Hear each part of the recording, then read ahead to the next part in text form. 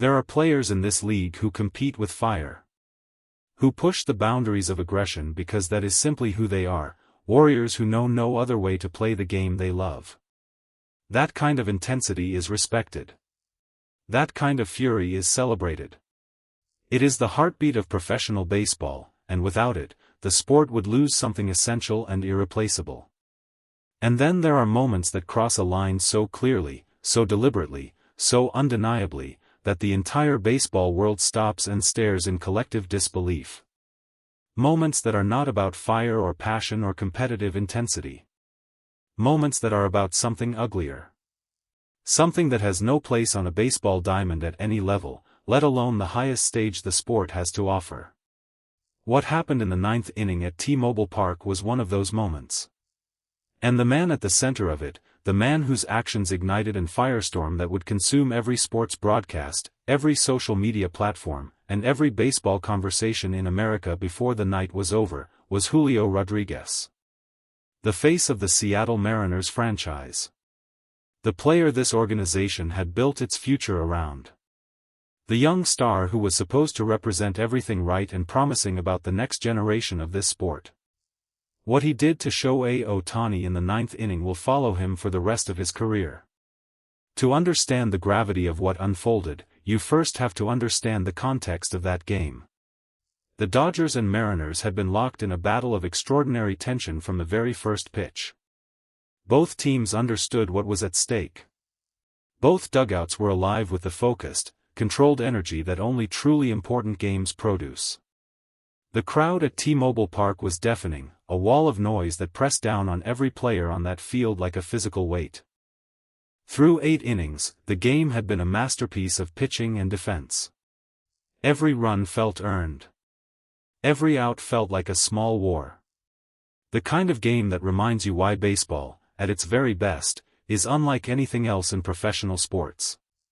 And then the ninth inning arrived. And everything changed. The Dodgers were threatening. A runner on base. 2 outs. The crowd on its feet. And walking to the plate, with that unhurried, almost meditative calm that has become one of the most iconic images in all of sports, was Shohei Ohtani. The best player on the planet. The man every pitcher in this league loses sleep over. The man every opposing fan base praise their team can somehow contain, somehow neutralize, somehow stop. Julio Rodríguez, playing second base for the Mariners that evening, watched Ohtani approach the plate. And something shifted behind his eyes. What happened next was captured by 17 different camera angles. It has been watched, paused, rewound, and analyzed hundreds of millions of times in the hours since it occurred. And regardless of which angle you choose, regardless of how many times you watch it, the conclusion is always the same. It was dirty. It was deliberate. And it was aimed directly at Shohei Ohtani. As Ohtani moved into his stance at the plate, Rodríguez shifted his position at second base in a way that initially drew no attention. Infielders adjust constantly during at-bats. It is part of the game. Nobody watching from the stands or the dugouts thought anything of it in that moment. But what Rodríguez did next was not a positional adjustment. As the pitch was delivered and Ohtani made contact, a sharp ground ball moving precisely toward second base, Rodríguez moved not toward the baseball but toward Ohtani. The contact was not accidental. It was not incidental. Every analyst, every former player, every umpire who has reviewed the footage in the hours since has arrived at the same unavoidable conclusion. Rodríguez targeted Ohtani. Deliberately. In the ninth inning of a critical game, in front of a packed stadium and a national television audience, he took a dirty shot at the most famous player in baseball. The sound of the collision echoed through T-Mobile Park like a thunderclap. Ohtani went down. For 3 seconds that felt to everyone watching like 3 hours, Shohei Ohtani lay on the dirt near the first base line and did not move. 3 seconds of absolute silence from a stadium that had been roaring moments before. 3 seconds where 40,000 people held their breath as one and prayed for the same thing. Then Ohtani moved. Slowly, carefully, he pushed himself upright. The Dodgers' medical staff was already sprinting from the dugout. Manager Dave Roberts was already on the field, his face carrying an expression that those who know him well recognized immediately, not just concern, but fury. The deep, controlled fury of a man whose player, his responsibility, his person, had just been deliberately harmed. Ohtani stood. He tested his weight. He rolled his shoulder carefully. And then he did the thing that perhaps surprised everyone most of all. He looked directly at Rodríguez. Not with anger. Not with the explosive emotion that the moment seemed to demand. He looked at him with something far more unsettling than anger. He looked at him with complete, absolute calm. The home plate umpire had seen everything.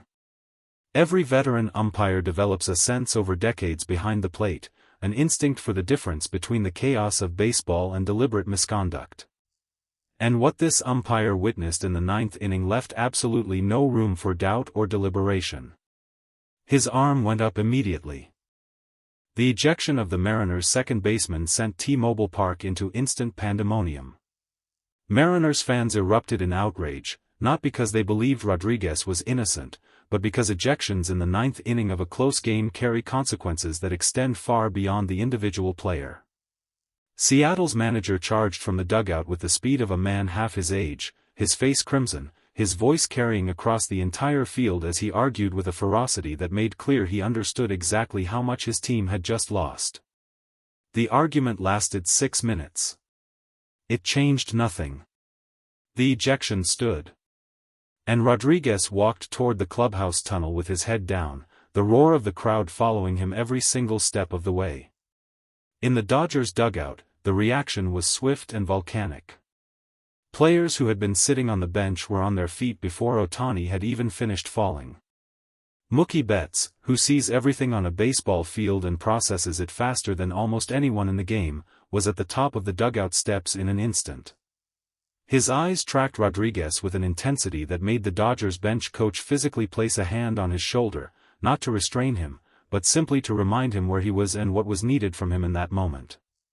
Freddie Freeman stood at the railing with his arms crossed and his jaw set in that particular way that veteran players recognize as the quiet before something significant.